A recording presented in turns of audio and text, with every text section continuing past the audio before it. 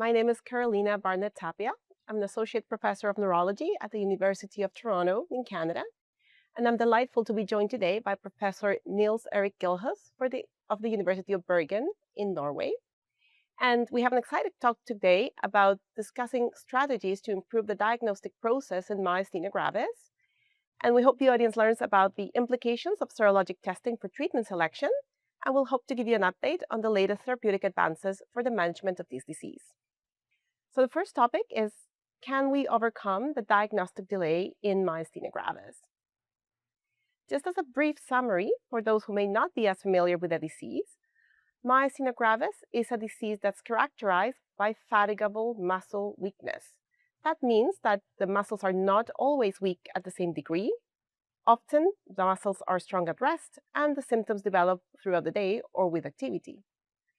Virtually any muscle can be affected, frequently the eyes, causing double vision and ptosis.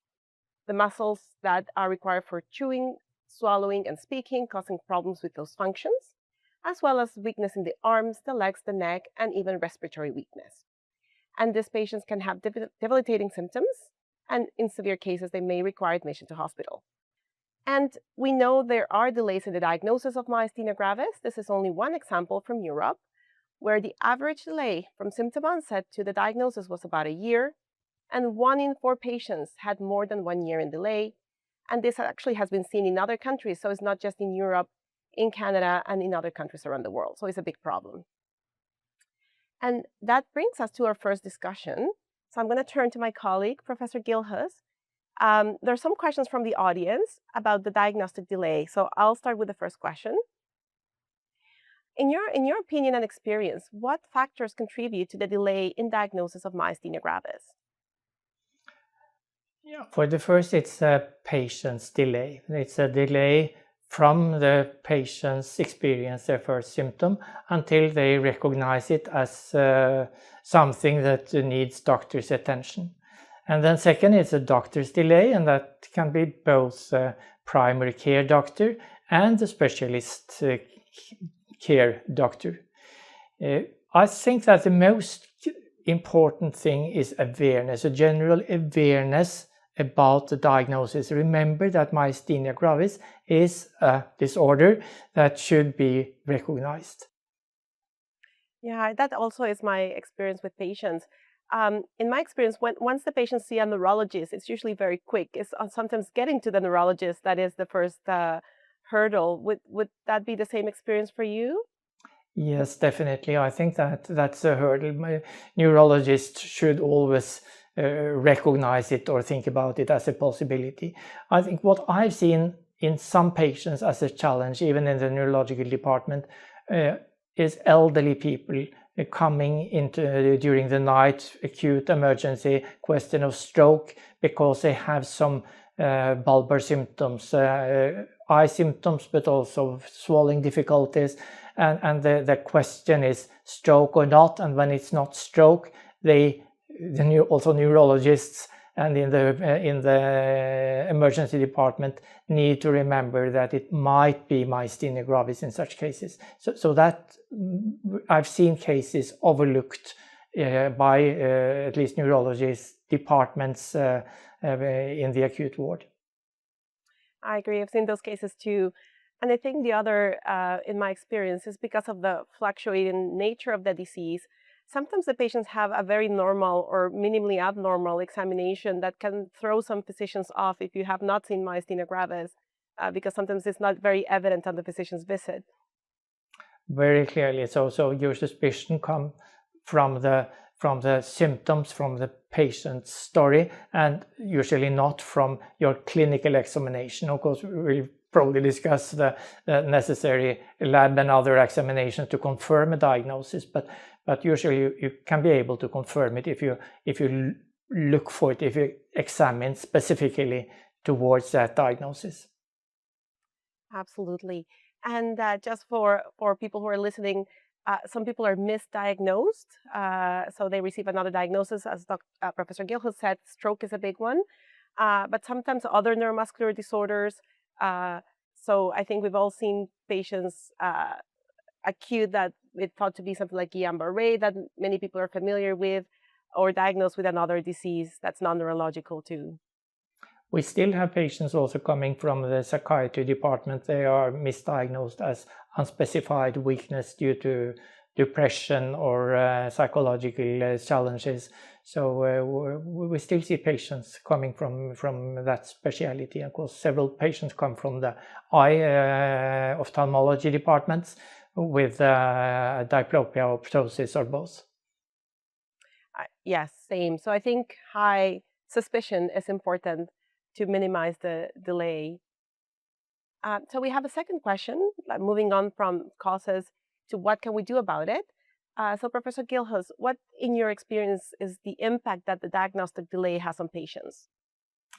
Of course, the patients are in a very difficult situation when they have clear symptoms, when they have functional disabilities and no correct diagnosis. That's a difficult period to be in. So I think that should not be underjudged, underevaluated, this time period. If it's weeks, if it's even months, they go with symptoms and no one are able to tell the patient what this really is. So that's a bad period. I would say all patients are very happy when they get a precise diagnosis of what they actually have, and especially as myasthenia gravis is a disease that can be well treated in the great majority of patients. But then it's of course a second aspect that early treatment probably give better results than treatment long after diagnosis. This is especially recognized for thymectomy, for example, that thymectomy should be undertaken early on during the first months would be preferable, but also other immunoactive therapies probably have a greater success rate when given early than given many months or years after disease. We believe that export of T cells from the thymus is part of pathogenesis in many patients, and if you can stop that or inhibit that early on, that would be preferable. Yes, I would agree with that. Is the social and emotional impact on one side of having debilitating symptoms and a disease that is affecting patients' lives, and sometimes their livelihood, they can't work. So it creates all this cascade of effects having an undiagnosed disease, and we've learned that the earlier treatment, the better. So that's important, I think, for listeners to remember. This is why we're interested in minimizing the delay. And there's another question. Professor Gilhus, are there any key signs and symptoms that primary care physicians and people who are non-neuromuscular specialists should be aware of to really kind of trigger them to investigate a patient for possible myasthenia gravis?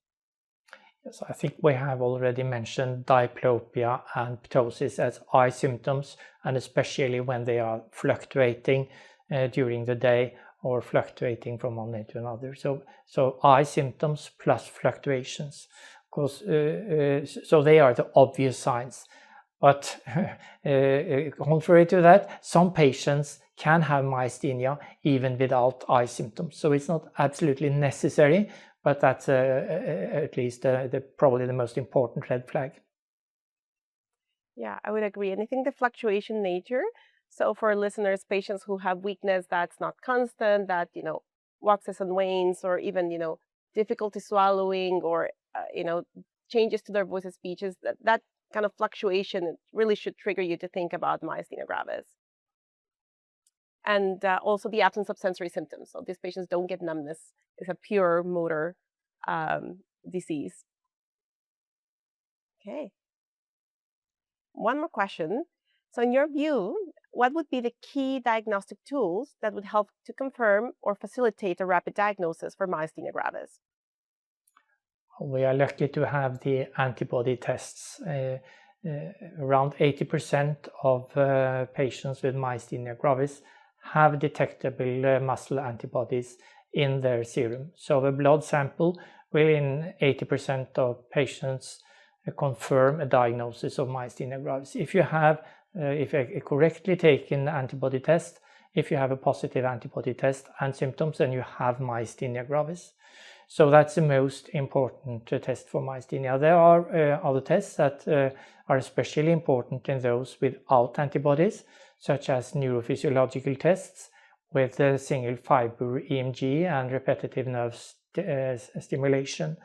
They are probably not necessary when you have antibodies, when you have confirmed antibodies, but if you do not have antibodies, or if you do not able to wait for antibody results, then you can do these neurophysiological tests.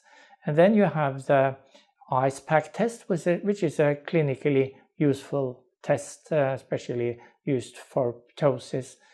And in your experience with electrophysiology, which is widely available, it is not always specific for myasthenia gravis. So what's your view about, when you're a little bit unsure and you have negative antibodies with the electrophysiology?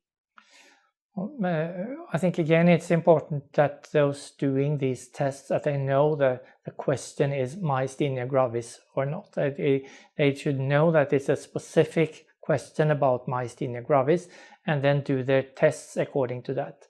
Repetitive nerve stimulation is standardized, relatively simple to undertake, and it's quite specific. Single fiber EMG is more complicated and more dependent on the examiner, and it's higher sensitivity, but there are some false positives, and especially in less experienced hands.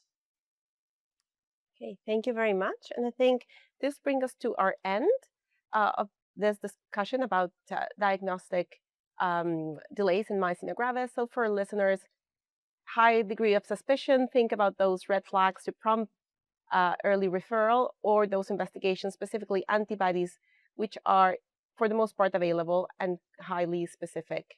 And thank you very much, Professor Gilhus, for your insights. And I'm looking forward to another conversation.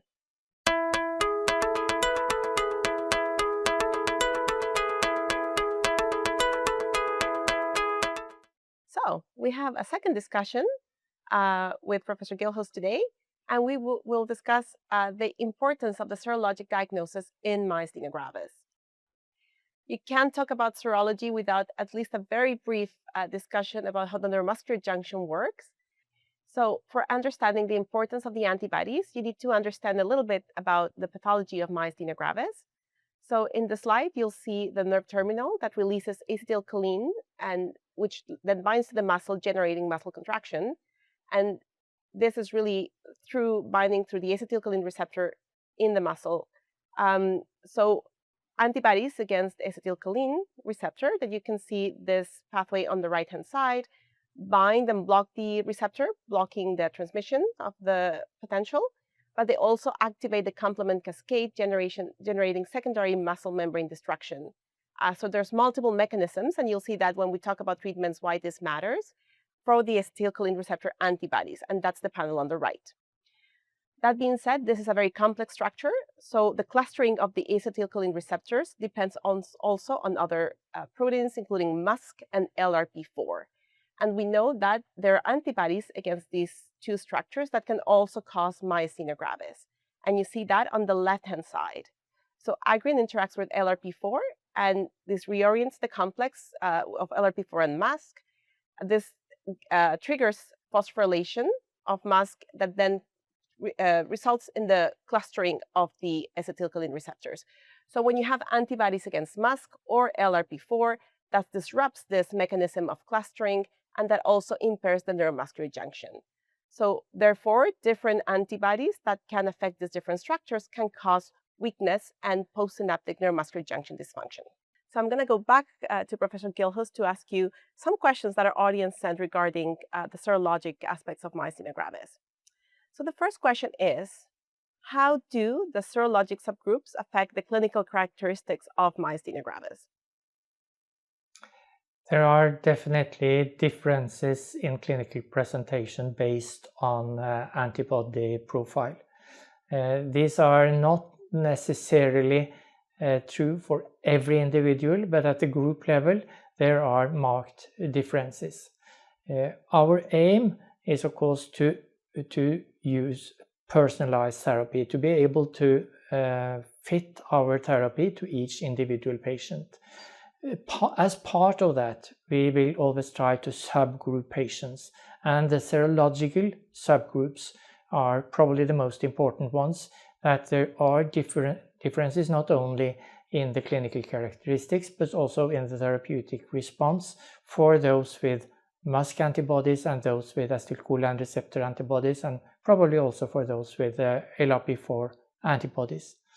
And then we have the seronegative group, those patients where we're not able to detect any antibodies, which is a challenging group because it's heterogeneous. It's probably, or it's quite sure that there are some of these patients do have the same antibodies, but we are not able to detect them with our present routine techniques, whereas other patients in this group may not have antibodies at all. So let's talk about testing again. And what are the latest recommendations for serologic testing when you're suspecting generalized myasthenia gravis? Yeah. Now, for the diagnostic purpose, to confirm a suspected diagnosis of myasthenia gravis, you should do this test, and you should have a low threshold for testing patients because your test should be highly specific. You should not have false positives, and that depends, of course, on the quality of the laboratory. So you should know your laboratory. You should know that the laboratory take part in quality assessments, so that they are doing the testing in the right way, so that they do not have false positives, and also that they have sufficient sensitivity for their tests.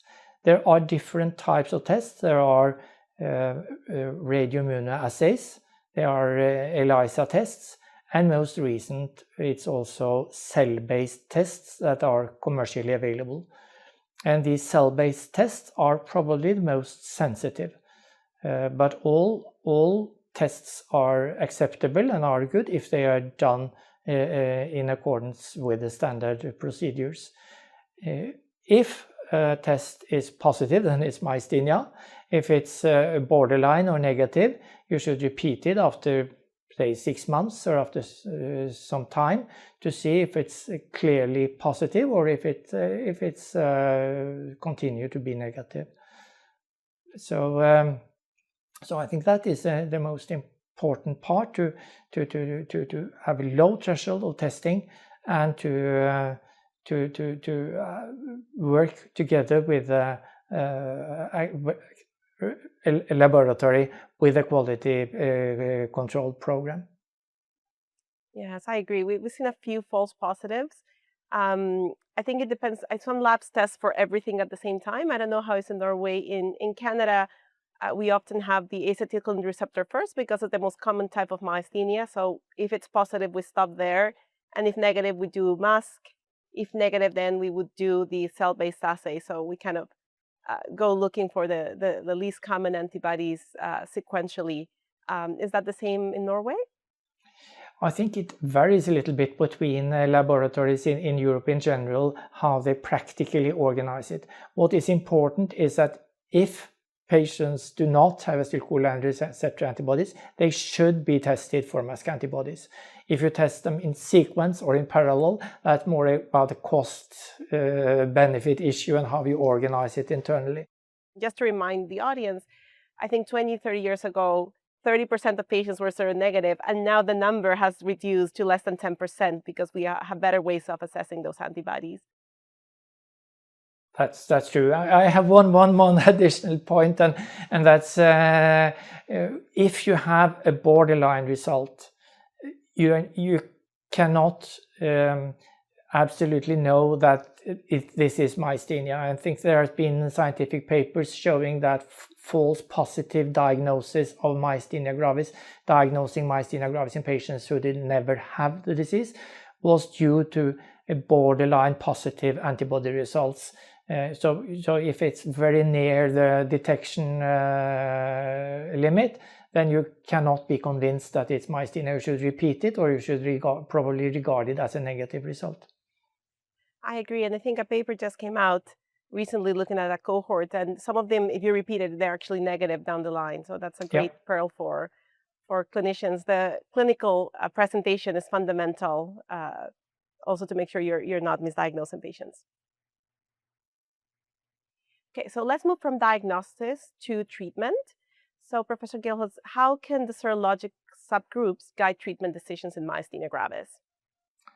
I think it's very convincing evidence that acetylcholine receptor antibody positives and MuSK positives respond differently to different treatments. For the first, thymectomy is only undertaken in those with acetylcholine receptor antibodies, not with MuSK antibodies. And rituximab is a drug that is regarded as a very, very good effect in those with MuSK antibodies. Less so in those with acetylcholine receptor antibodies. Also, the MuSK antibodies are of the IgG4 subclass mainly, and they are not fixing complement, so that complement inhibiting therapies are not expected to work in the same way in MuSK MG as it is in those with acetylcholine receptor antibodies. So for several treatment options, there are differences in therapeutic responses. Also, the acetylcholine esterase inhibitors, they are usually has less effect in those with MuSK antibodies than those with acetylcholine receptor antibodies. So for most therapies, before you decide if you should try it or not, you should know if they have acetylcholine receptor or MuSK antibodies. As for LRP4 antibodies, this group is less well characterized, and I think that group of patients usually respond quite well to most therapies. They often have a milder MG, but it's I think most doctors would treat them more like those with acetylcholine receptor antibodies, except from thymectomy. Yes, I agree. I think we usually wait until we have the antibody to make decisions. Sometimes you start with pyridostigmine as symptomatic while you wait, but as Professor Gilhus says, some patients with MuSK not only don't respond, they actually feel worse with have lots of side effects and feel worse with pyridostigmine. So it also kind of tells you they might have MuSK myasthenia.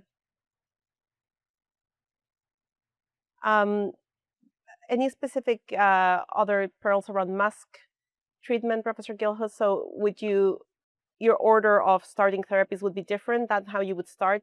You know, you mentioned thymectomy that doesn't have a role in MuSK myasthenia, but when you choose your treatment, would you choose a B-cell depletion treatment earlier, for instance, than with acetylcholine receptor positive patients? Yes, I think the B-cell depletion therapies usually work very well, and I think many centers use them as their first-line immunosuppressive therapy. And in the Nordic countries, we are using quite a lot of rituximab, but we have very few MuSK patients. As you may know, these patients are very rare in our part of the world. Yes, I think they're rare. They're a very small part of a rare disease, and also they're often excluded from clinical trials just because it's very hard to do research in such a very small number of patients. For our audience, some of the novel treatments have been including MuSK patients, and when we talk about them, some novel treatments are now also approved for MuSK myasthenia. But yeah, I agree that B-cell depletion treatment is probably the best option early on for these patients in our practice. And I think this brings us to our last discussion regarding the antibodies. So for our audience, as a reminder, antibodies are fundamental for two reasons. One is diagnosis. So really they are a pillar of the diagnosis of myasthenia gravis. And two, we do base our treatment decisions in the antibodies. So it's very important to recognize and to remember that there are different types of antibodies and know your local labs to make sure you're testing them appropriately. Thank you, Professor Gilhus, for this discussion. Thank you.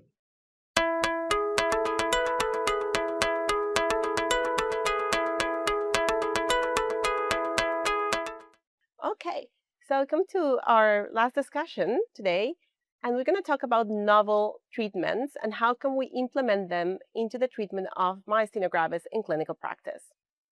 We're going to make something very complex, trying to make it very simple, and talk about different mechanisms of action for advanced therapies. you know that this is an antibody-mediated disease. So B-cell depletion with rituximab, which is the most common one, as you can see in the slide, has been used for many years. So that's one of the ways we've treated myasthenia gravis, reducing the production of pathogenic antibodies. The novel treatments that have emerged in the last few years have basically two mechanisms. One is the FcRn antagonist. This FcRn mediates the recycling of immunoglobulin IgG, which is the pathogenic antibodies in myasthenia gravis. So when you disrupt FcRn, this receptor, there is less recycling of pathogenic antibodies. This results in fewer antibodies in the circulation. So if you've heard of plasma exchange, where we actually cleanse the blood and take out pathogenic antibodies, this is a similar mechanism. Some people have talked about this line of treatments as a chemical plasma exchange in a way. The other novel treatments have been focused on complement inhibition. So if you remember, when we talk about the pathogenic antibodies, with acetylcholine receptor antibodies, these trigger complement cascade and secondary damage to the muscle membrane. So if you block the complement pathway, you will prevent this secondary muscle damage and breakdown happen. And this is the way these medications work. And this is a summary of some of the recently approved therapies for myasthenia gravis. The first three on this table, eculizumab, ravulizumab, and zilucoplan, are complement inhibitors. And the last two, efgartigimod and rozanolixizumab, are inhibitors of the FcRn receptor. Most of them, all of them actually, have been approved for acetylcholine receptor positive myasthenia gravis. The only exception is rozanolixizumab, which was recently approved also for MuSK myasthenia gravis. So from a mechanistical point of view, we expect that FcRn inhibitors would work for any type of myasthenia gravis because they remove any pathogenic antibodies regardless of the type. But in terms of clinical trials and approvals, only rozanolixizumab has been approved for MuSK myasthenia. You can see they have different ways of administration. Some are intravenous or subcutaneous. They have different frequency of treatment. Some are more frequent, some can be spaced out. One important thing for the audience to remember is that complement inhibitors increase the risk of certain infections, meningococcal meningitis being the most relevant one, and all these patients need to be vaccinated before starting treatment. And with that, the risk is quite reduced. And they have other adverse events. The FcRn blockers may have some infusion reactions, and overall, all of these medications increase the risk of infections. And again, remember, for the complement inhibitors is the meningococcal disease. And one thing that has been really appealing of these novel drugs is that they tend to work fairly quickly. So patients can start seeing benefits as early as 2 weeks. And that's very similar across all these different medications. This is just to give you a sense that we are not done with novel treatments in myasthenia gravis. It's a very rapidly moving field, and we have lots of medications. So I'm not going to go through all of these. This is just to say that there are new drugs coming from these mechanisms, FcRn inhibitors and complement inhibitors, but also other B-cell depletion treatments and other mechanisms, including cell therapy. So I suspect that in a few years, we are going to be having different conversations discussing other new treatments that hopefully are going to be effective too. So I'm going to go back to Professor Gilhus to talk about his experience and how we use these novel treatments in clinical practice, and going back to the questions from our audience. So as we mentioned, we're very likely to have so many novel treatments and more that will come. How do you, or a clinician, choose between these treatments for a specific disease? So how do you choose between a complement inhibitor or the FcRn inhibitor, and how can they be combined with other immunosuppressants? This is, of course, a key question. I think first, it's definitely so that patients need better treatment than the standard treatment. 10 to 15% of patients are difficult to treat, do not respond appropriately on current or more old-fashioned treatments. And even those responding to those treatments, many of them should do even better, need to do even better. Then how to use these various new, more targeted treatments. That is several aspects of that. One aspect is, of course, what do the studies show? What do clinical experience point to? But another very important question is what treatments are reimbursed by your hospital, in your community, by your country.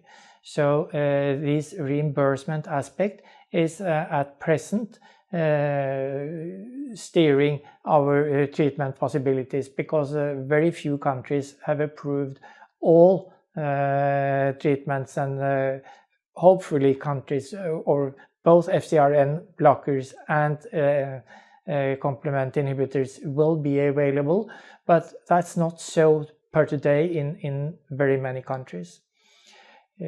I think that partly because of the mechanisms, these new drugs, the mechanism of action, and partly because of the cost, they should definitely be combined with other immunosuppressive treatments.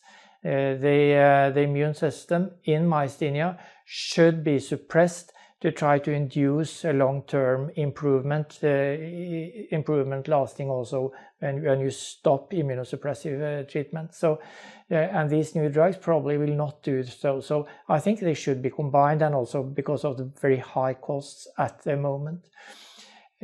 You showed on your slide that some of these drugs are given as subcutaneous drugs and some as intravenous drugs. Some of the new ones will hopefully also come as per oral treatment, and that will be important in the decision, not only mechanisms of action, but also how you give them, how you practically organize the treatment. But so far they seem to have very similar effects. I think it's interesting for females that are pregnant or may become pregnant that FcRn inhibitors, that they reduce the antibody levels in the serum, so that it should their fetuses, their children, should have less risk for neonatal myasthenia. But this has not been proven in studies, so it's more speculation than actual evidence for such things.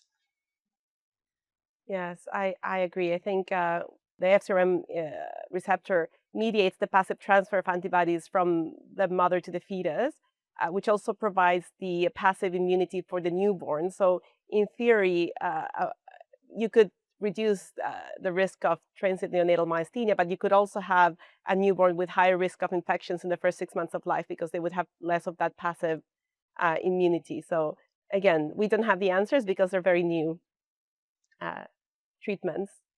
And I like what you mentioned about remission. I think, in my opinion, we should aim to get the best outcome for patients, which be long-term remission.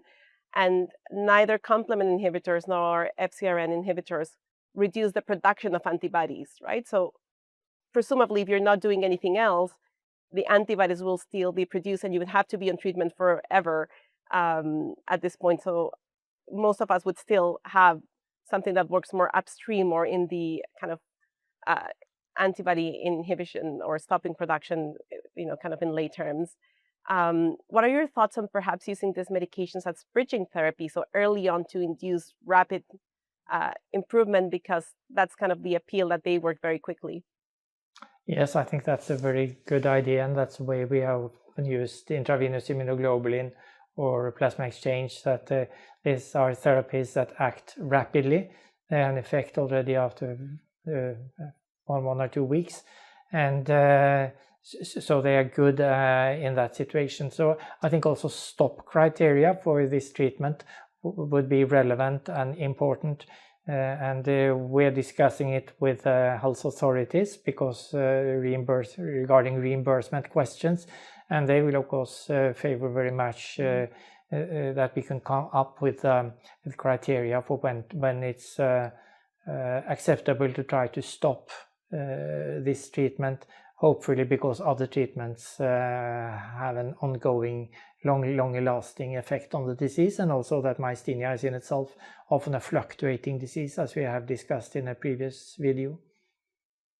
Yeah, that's an excellent question, and we struggle with some of the patients we're putting on treatment. The patients also want to know how long they will be on treatment, and we don't have the answers. Let's move on to the next question.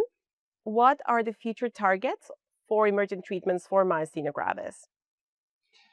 I think a clear aim should be to have more antigen-specific treatments. We should hopefully at one time be able to target not the immune responses in general, but the immune response against acetylcholine receptor or against the mask antigen. So this high antigen specificity would be a clear aim. But also, as you mentioned, upstream treatments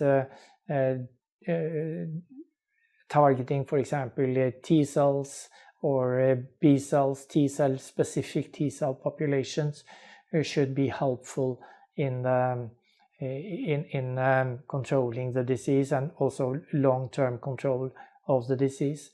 We should also remember alternative treatments that could improve symptoms, drugs acting in the postsynaptic membrane in various way or on the muscle cell in various way to improve muscle strength.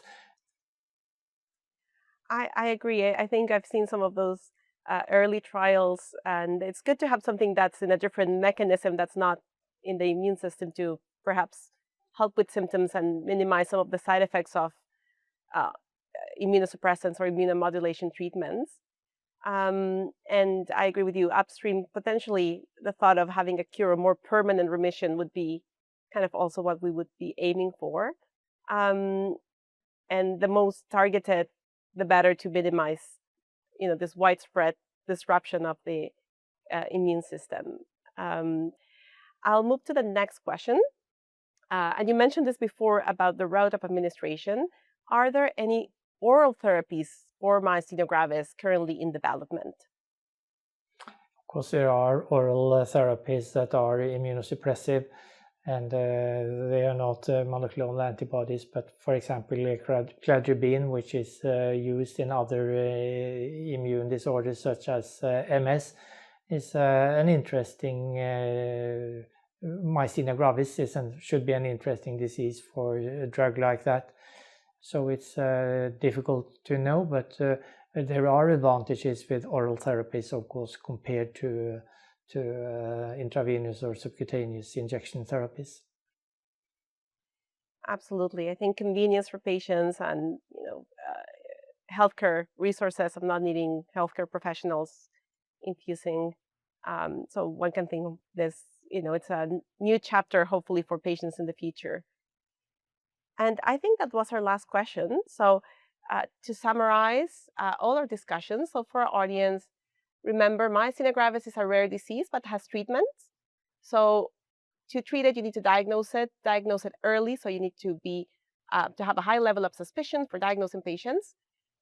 Antibody testing is a cornerstone of the diagnosis. So use your antibody testing, know your labs, and make sure you're testing for all the available antibodies that are available in your community. We have very good treatments. Most patients respond to treatment and even standard of care, but novel treatments are really changing the landscape where they act very quickly, and we can treat some of those patients that are very hard to treat. And the hope is that they will become more accessible around the world. And we also have multiple treatments on the pipeline. So I think it's very exciting times to be working in the myasthenia gravis field, as we have an outlook for novel treatments and better outcomes for our patients. And I want to thank you, Professor Gilhus, for your wonderful insights on this discussion, and to all the audience for watching. Thank you very much. Thank you for a very interesting discussion.